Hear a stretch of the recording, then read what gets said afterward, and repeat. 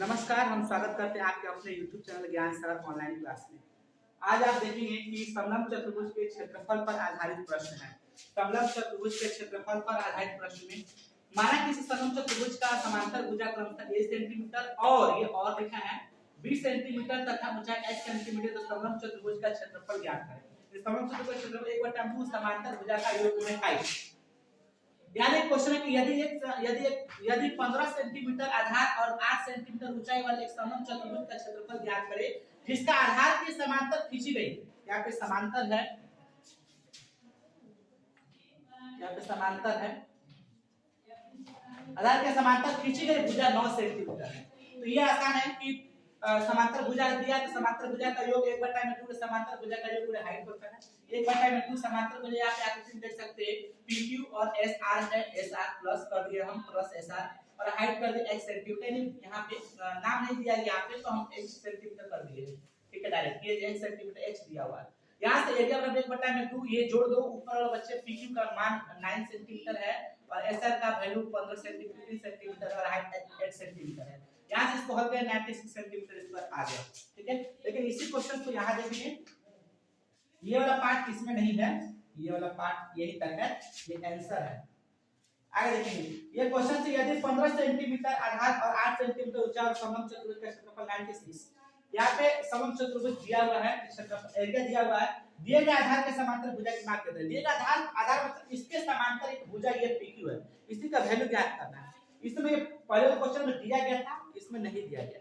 ठीक है, कोई बात नहीं। तो समलंब चतुर्भुज इसमें ऐसा कोई चीज ढूंढिए जिसका आप सूत्र आपको मालूम हो। तो यहाँ पर देखिए समलंब चतुर्भुज का क्षेत्रफल यह दिखा कि समलंब चतुर्भुज का क्षेत्रफल 96 सेंटीमीटर स्क्वायर है। ये दिया गया 96 सेंटीमीटर स्क्वायर। तो यहाँ पे समलंब चतुर्भुज का क्षेत्रफल का फॉर्मूला लिख देंगे हम लोग और इसके नीचे 96 लिख देंगे। बाकी चुपचाप 1/2 a का मतलब 15 सेंटीमीटर, b का मतलब नहीं है तो छोड़ दीजिए और h का 8 सेंटीमीटर। यहाँ से हल करेंगे 2 नीचे है तो ऊपर आ जाएगा, डिवाइड में तो मल्टीप्लाई में और 8 मल्टीप्लाई में डिवाइड आ जाएगा। तो यहाँ से घटा देंगे 12 का कट जाएगा और 2 बचा है तो 12 पूरा 24 और ये प्लस 24 बराबर 15 प्लस 20 सेंटीमीटर है, b है। अब इस 15 को इधर लाइए तो माइनस में 1 कट जाएगा तो 15 24 में से 15 × 24 में 50 घटाए तो 9 सेंटीमीटर आपका आंसर।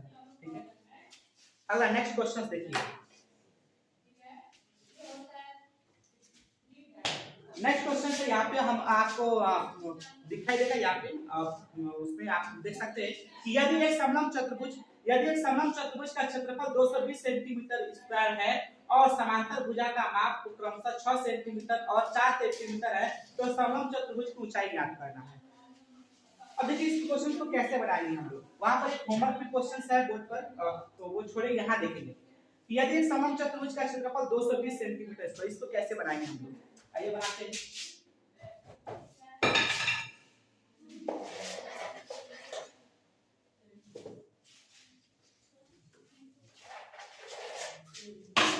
देखिए यहाँ पे समलंब चतुर्भुज का क्षेत्रफल 220 दिया गया है तो एरिया कितना दिया गया है 220 सेंटीमीटर स्क्वायर और समांतर भुजा की माप क्रमशः तो इस 220 से पूछिए कि कैसे आया होगा।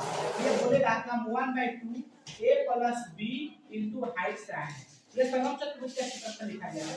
चलिए यहाँ से 220 1/2 समांतर भुजा का माप में क्रमशः 6 सेंटीमीटर और 4 सेंटीमीटर दिया गया है और हाइट नहीं तो छोड़ देंगे, क्या दिक्कत है। तो 1/2 6 4 यहाँ से 10 हो जाएगा * s सेंटीमीटर और 220 यहाँ से s निकाल लेंगे हम लोग 220। ये नीचे है तो ऊपर हो जाएगा उधर और ऊपर वाला नीचे हो जाता है 10 से ये बर्बाद हो गया। h बराबर 44 सेंटीमीटर आंसर। धन्यवाद।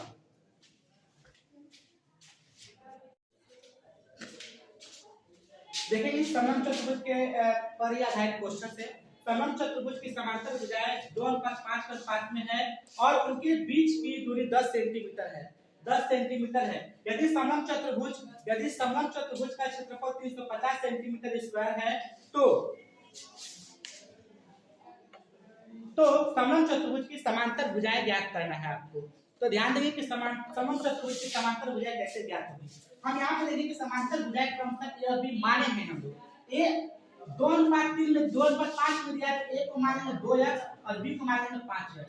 यहाँ पे h बराबर 10 सेंटीमीटर दिया, क्षेत्रफल 350 दिया गया है। और ये समम चतुर्भुज के क्षेत्रफल की बात है। इससे पूछिए कि समम चतुर्भुज के क्षेत्रफल 350 कैसे आए हो, ये बोलेगा 350, वो दरवाजा बंद कर दिए, 350 350 जो 1/2 गुणे समांतर भुजा का योग गुणे हाइट से आया होगा। यदि 1/2 कॉपी के a + b, a के पर 2x, bx के b के जगह पर 5x, और हाइट है ये h नहीं, x है, x नहीं, x सेंटीमीटर, h के पर 10 लिख दिए। यहाँ पे 2 और 5 7x पर 1/2 7x गुणे 10।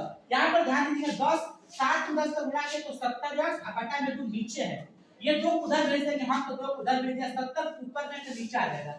0 से 0 कैंसिल, 7 पर 5 बचेगा, ये 2 बचेगा, 15 में 10। यार पूरा समांतर भुजा का ज्ञात करें। ये समांतर भुजा a बराबर 2x है तो 2 गुणे 10 बराबर 20, और b 5x है तो 5 गुणे 10 बराबर 50। धन्यवाद।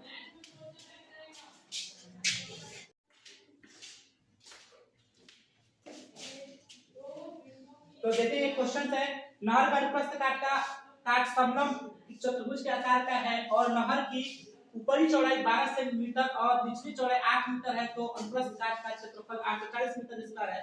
तो नहर की गहराई ज्ञात करना, नहर की ऊंचाई ज्ञात करना है, गहराई ये वाला पार्ट, ठीक है। तो देखिए ध्यान से हमने आकृति बना लिया। यहाँ पे आकृति में आपको एक बार फिर से बना देना चाहता हूं।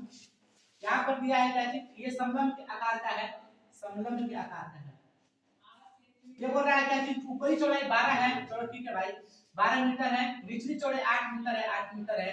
अनुप्रस्थ काट का क्षेत्रफल दिया है, ये बराबर दिया 840 मीटर स्क्वायर, और इसकी गहराई यानी ये ज्ञात करना है आपको, ये वाला पार्ट h बराबर y, ठीक है। तो यहाँ पे हम एक चीज देखेंगे कि इसमें कौन सा ऐसा चीज है जिसका आपको सूत्र मालूम है, वो ये है कि इसका क्षेत्रफल, तो इसका क्षेत्रफल कितना है 840। इसी से पूछिए कि समम चतुर्भुज का क्षेत्रफल आया कैसे। यदि समम चतुर्भुज का क्षेत्रफल का सूत्र होता है सर दिया, ये समम चतुर्भुज दिया 840 दिया है, क्षेत्रफल दिया है, इसका सूत्र 1/2 गुणे समांतर भुजा का योग गुणे हाइट गुणे 8 बराबर 840 लिख दिए। 1/2 कर दिए, 12 8 20 समांतर भुजा दिया है, जोड़ दिए 12 8 20 और h लिख दिया, नहीं दिया है 840 को कॉपी कर ले, यहां से 2 से कटा दिए तो 10 बार में कट गया, ये 10 गुणे h बराबर 840, h बराबर क्या आ जाएगा 840 लिख दिए, ये गुणा में है, ऊपर है, इधर आएगा तो नीचे हो जाएगा, 10 से कट जाएगा ये 0, h बराबर 84 सेंटीमीटर। आइए नेक्स्ट क्वेश्चन देखते हैं। यहाँ पे